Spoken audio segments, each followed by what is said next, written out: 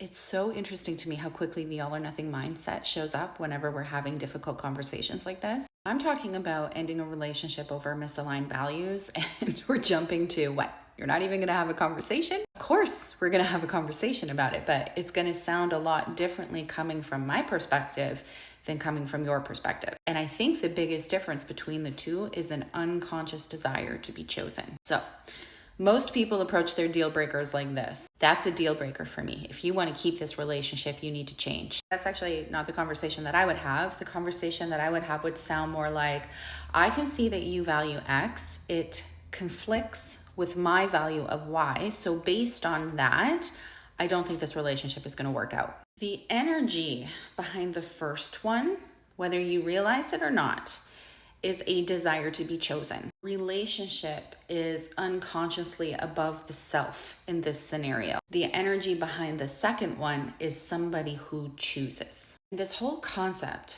of trying to make relationships work is fundamentally flawed because all of our behavior stems from our belief in our value systems. Most of our belief and value systems are subconscious. So until somebody takes the time to examine and shift those beliefs and those values, behavior won't actually change. That's why you see people acting differently for a few months and then slipping back into their old pattern, because they didn't actually change the core belief and values that were driving that behavior to begin with. They're essentially just performing change. So it doesn't make sense to me to offer someone an opportunity to perform change if that's not who they intrinsically are. Also, doesn't make sense to me to try to change people. So when you walk away from someone due to misaligned values, you're actually giving them a really great opportunity to reflect on themselves. They get to look at their own behavior and then they get to decide, is this actually working for me? Is this serving me? And then they get to make a choice